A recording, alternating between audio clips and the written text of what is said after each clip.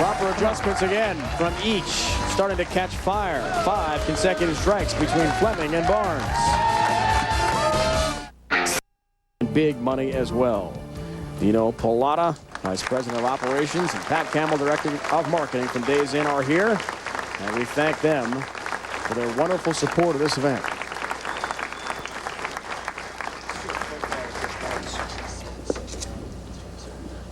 Five consecutive strikes we told you about. Barnes now looking for a triple.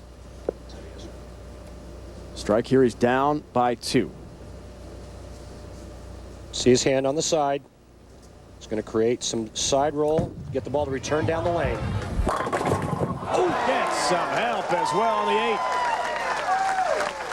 8. That 8-pin had no business standing up because that ball was perfect in the 1-3. Watch this hand and this release at the bottom of the swing. And look at how big those eyes get when it leaves your hand. You know it's perfect, almost a solid 8. Not seen him on TV since Albany, where he lost to Doug Kent in the finals. 4 shows, 4 final appearances. Also lost to you in Philadelphia. By the way, happy birthday, Doug Kent. That's right. Takes the lead with a 4-bagger. That in the 7th frame. Parker Bones' roommate Doug Kent. You think this guy wants to win again? Big-time players rise to the occasion, and Chris Barnes is doing what he has to do to get the ball to the 1-3 pocket. Now Fleming looking for a 4-bagger.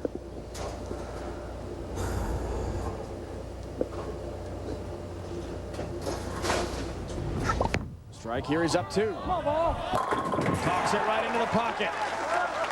60 feet to success for Fleming and Andrea Fleming. Paul's wife, very pleased to see that. They're very close by in the Dallas area. Young daughter Caitlin has been running around the center the last couple days. Been fun to watch her. She's here today. She's so cute. Is she ever? Now they're catching fire. Randy, what kind of adjustments are they making? Well, I think they figured out what the lanes are doing. The lanes have settled down somewhat now. They made the adjustments, and they moved further towards the center part of the lane. For a 5-bagger. Got it. And a 12-pin lead in the 8th for Fleming. In a great match last night that went 5 games against Rick Steelsmith, we saw Paul Fleming do a lot of this. That ball was perfect. First win at home for the friends and family would be quite an accomplishment for Paul Fleming. But right now, he's got this guy to worry about. Seeking a 5-bagger. Bullseye. Down 2 pins. Game on, says Chris Barnes.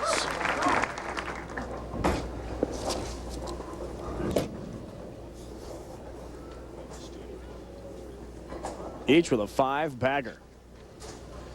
And out of the foundation frame, strike here and an 8-pin lead for Barnes.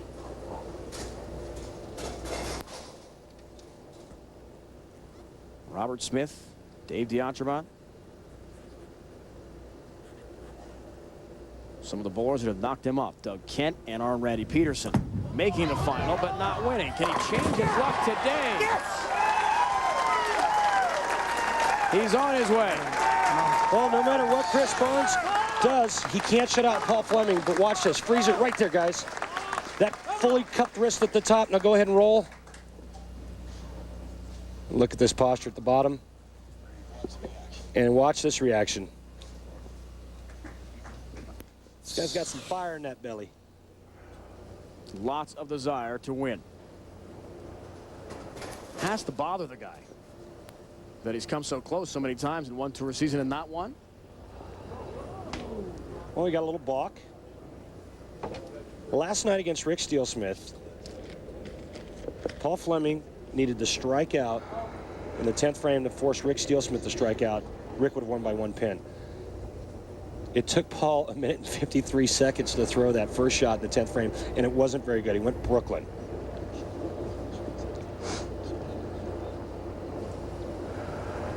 No shot clock violation during the matches last night or throughout the tournament, only on television. Seeking a six-bagger. The big four. That sucked. Something bothered him on his first shot. He had to regroup, reset, and he came back with this, and this is disaster. He's all but handed it to Chris Barnes in the 9th frame. Just about covered across the deck, trying to get the 6 and 10 pins. Well, this is about as close as you're going to come to making the big four without making it. And what a great effort. Now, 3 strikes in the 10th frame. He shoots 222. Chris Barnes needs to mark in the 10th to win. 5 top 10s this year, but no championships this season or any other for Fleming so far. That comes in way high. That's right out of my hand. Big trouble, especially with the open frame in the 9th. 3-6-10, and Chris Barnes is going to face Parker Bone III for the Days In title. Neither has won this year on tour.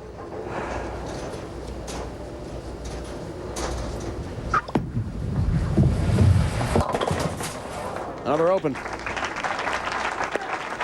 That's too bad. He bowled so well all week. Threw 5 in a row. Looked like he was wired in. And then the shot in the 9th.